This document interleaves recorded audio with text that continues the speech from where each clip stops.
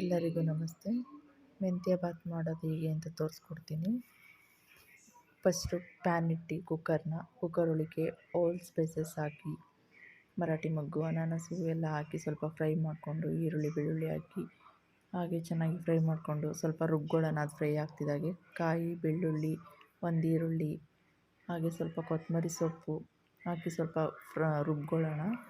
ರುಬ್ಗೊತ್ತಿದ್ದಾಗೆ ಇಲ್ಲಿ ಫ್ರೈ ಆಗಕ್ಕೆ ಹಾಕಿದ್ವಲ್ಲ ಈರುಳ್ಳಿ, ಬೆಳ್ಳುಳ್ಳಿ ಹಾಗೆ ಟೊಮೆಟೊ, ಓಲ್ ಸ್ಪೈಸಸ್ ಅವೆಲ್ಲ ಫ್ರೈ ಆಗ್ತಿದ್ದಾಗೆ ಹಸೆಕಾಳು ಟೈಮಲ್ಲಿ ಸೀಸನಲ್ಲಿ ತೊಗರಿಕಾಳು ಹಾಗೆ ಮೆಂತ್ಯ ಸೊಪ್ಪು ಹಾಕಿ ಸ್ವಲ್ಪ ಫ್ರೈ ಮಾಡಿ, ಅದು ಸ್ವಲ್ಪ ಫ್ರೈ ಆಗ್ತಿದ್ದಾಗೆ ಸ್ವಲ್ಪ ಅರಿಶಿನ ಪುಡಿ ಇದೆಲ್ಲ ಹಾಕಿ ಫ್ರೈ ಮಾಡಿಕೊಂಡು ಸ್ವಲ್ಪ ರುಚಿಗೆ ತಕ್ಕಷ್ಟು ಉಪ್ಪು, ನಮ್ಮ ಟೇಸ್ಟಿಗೆ ತಕ್ಕನಾಗೆ ಉಪ್ಪು ಹಾಕಿ ಹಾಗೆ ರುಬ್ಬಿದ ಖಾರವನ್ನು ಹಾಕಿ ಮಳ್ಳಿಸಿ ಸ್ವಲ್ಪ 5 ನಿಮಿಷ ಬಿಟ್ಟು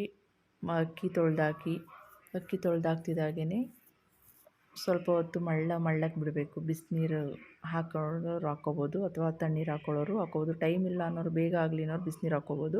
ಬಿಸಿನೀರು ಹಾಕಿ ಸ್ವಲ್ಪ ಒಂದು ಕುದಿ ಬರೋವರೆಗೂ ಕುಕ್ಕರ್ ಮುಚ್ಚಳನ ಲಿಡ್ ಕ್ಲೋಸ್ ಮಾಡ್ದಲೆ ಹಾಗೆ ಮಳ್ಳಿಸಿ, ಆಮೇಲೆ ಲಿಡ್ ಕ್ಲೋಸ್ ಮಾಡಿ 1 ಇಂದ 2 ವಿಷಲ್ ಕೂಗಿಸ್ಕೊಂಡ್ರೆ ಮೆಂತ್ಯ ಬಾತ್ ರೆಡಿ.